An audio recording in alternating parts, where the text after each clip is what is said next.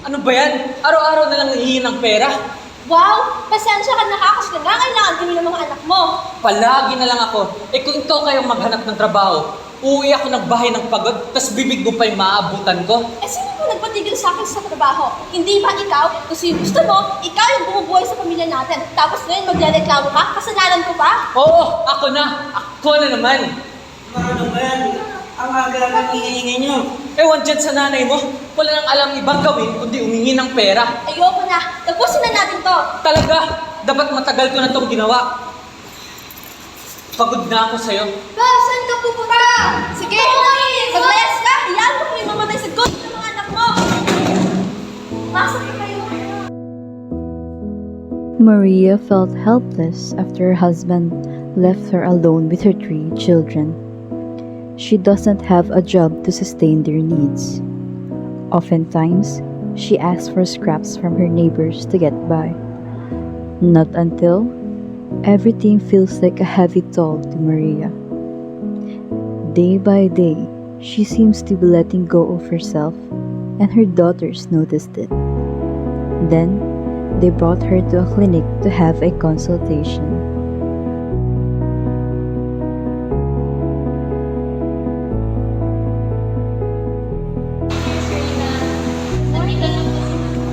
Upo po kayo, ma'am. Nurse Maylene, pwede bang punan mo muna ng vital signs, height and weight, yung pasyente? Sige po. 60 years,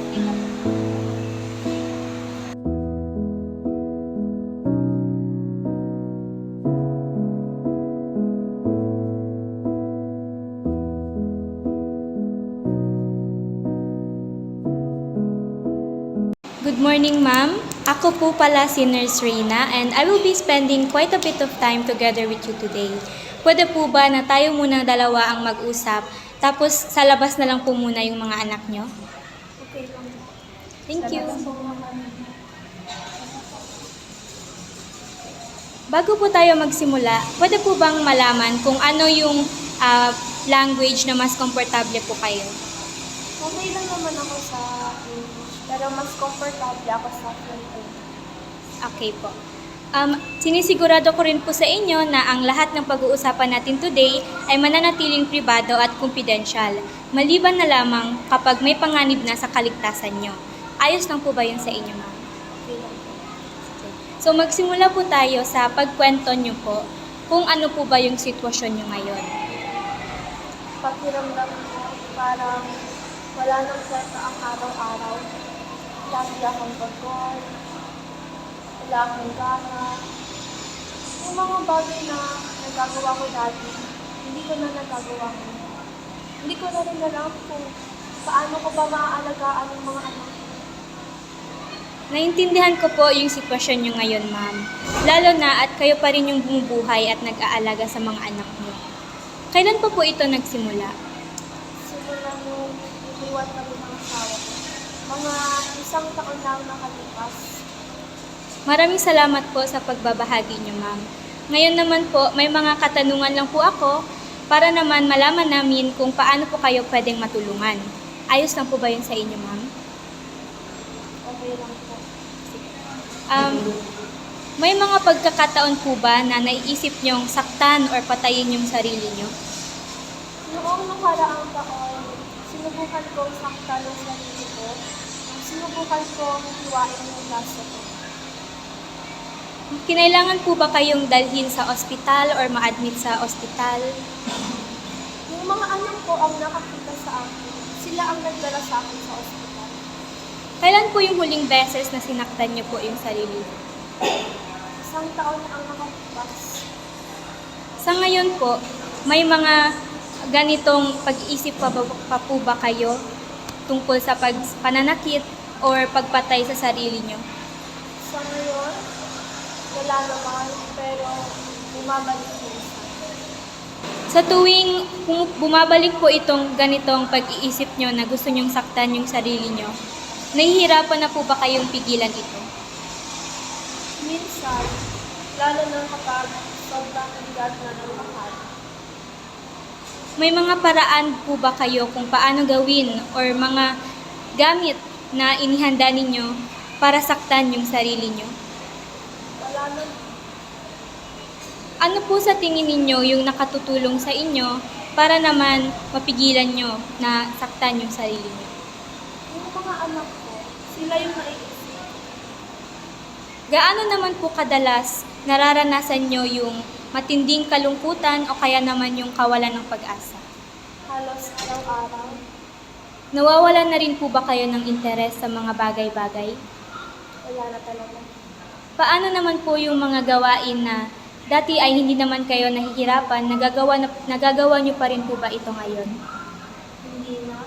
Kahit yung mga simpleng gawain, hindi ko na magawa. Kasi nakakapagod, wala akong gana. Sige po. Maraming salamat sa kooperasyon nyo, ma'am. Ngayon naman ay pupuntahan ko lang po muna yung doktor. Babalik lang po ako. At pwede po kayong manatili sa room na to kasama yung mga anak nyo. Tawagin ko lang po sila, ma'am.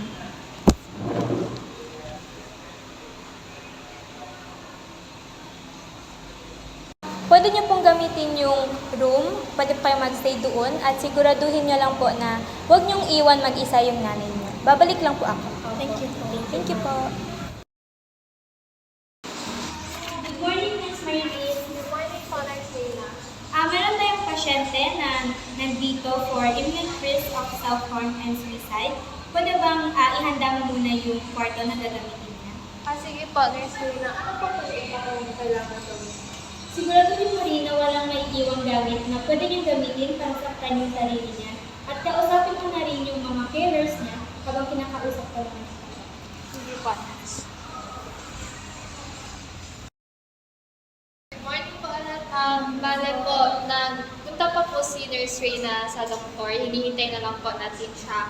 So, relax lang po muna kayo, ha? Kamusta naman po kayo ngayon, ma'am? Okay lang naman po ako. Okay po. Mabuti naman po yun. Kung ano man po, nandito lang po kami para tulungan po kayo. Good morning po, Doc. Good morning, nurse. May pasyente po tayo, 44-year-old female with imminent risk of self-harm or suicide. And may past history din po siya ng self-harm by cutting her wrist. And the patient also reports feelings of hopelessness and being helpless. Okay, nurse. So, dahil mo na yung patient dito, so, para makapag-usap ka. Sige po. Thank you. Thank you po, Doc. Good morning, ma'am. I am Dr. Nicole Cruz Capri. So, mali po malaman na ng pangalan ni ma'am. Morning po. Ako po si Maria was seen by a mental health specialist. Her condition was then explained to her, and she was prescribed several medications for her conditions, and medical advice was given. Good morning, ma'am. Ako po yung nurse na nag-assess sa inyo kanina. Okay na po ba na may mga dagdag katanungan po ako sa inyo? Bago po kayo dinala dito sa ospital, may mga ibang karamdaman po kayo gaya ng depression, epilepsy, o iba pa? Wala naman. May sakit po ba kayo nararamdaman sa kahit saang parte ng katawan po? Wala naman.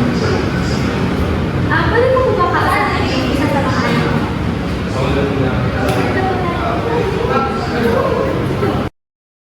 Po yung nurse. Nitong mga nakaraang linggo, may napapansin ka bang kakaiba sa nanay mo?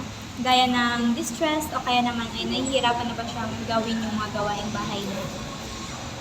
Yes po, nurse. Sige po. Maraming salamat po, ma'am. Pwede na po kayong bumalik. Thank you. So, ngayon po na nakabalik na po ang anak nyo, bale, may mga ilang paalala lang po ako bago po kayo aalis. So, una sa lahat po, kung para po kay Ma'am Diaz, kung bumabalik po yung mga self-harm thoughts nyo po, wag po kayong magdadalawang isip na lumapit sa mga pinagkakatiwalaan nyo. Pwede po sa anak nyo, sa mga barangay health worker, or pwede nyo rin po kaming tawagan. Nandito lang po kami lagi para sa inyo.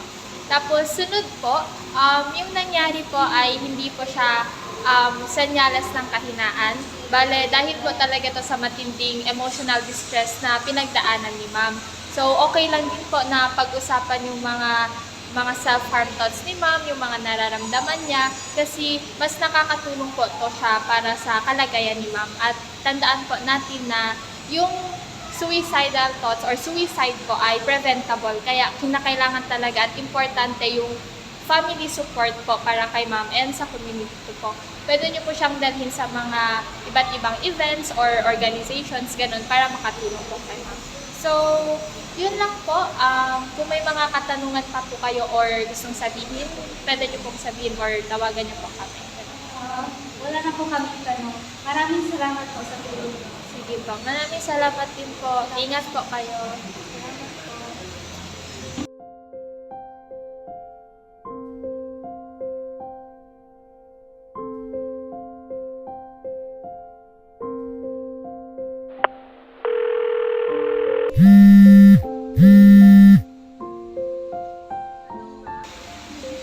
Hello po, si Nurse Myrene po ito. Pwede ko po ba malaman yung pangalan nyo para po sana masigurado ko na tama yung natawagan ko? Ako po si Maria Diaz po. Okay po, Miss Diaz. Tumawag po ako para sana kamustahin po kayo. Sa awa ng Diyos, nasa maayos na lagay naman na ako ngayon. Mabuti naman po kung ganon.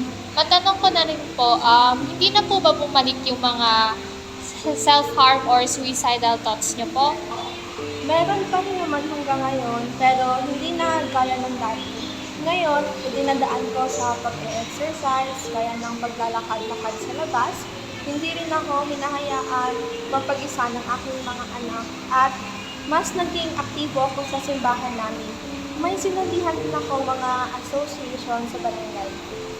Maganda po kung ganon, ipagpatuloy nyo po iyan para mas makatulong din po sa inyo. Laking pasasalamat ko sa Diyos na naidala agad ako sa hospital noon. Hindi man perfecto, pero mas nasa maayos na lagay na ako ngayon. Huwag din po kayong mahiya na pag-usapan talaga yung mga nararamdaman nyo sa kung kanino po kayo komportable. Yun lang po. At saka po pala, bibisita rin po pala kami sa inyo sa susunod po kung kailan po kayo available po. Yun lang po. Maraming salamat po. Maraming salamat po. Days have passed after Maria's consultation. She has been trying hard to get better for her family. After a few days, her nurse went to her house to check on her progress.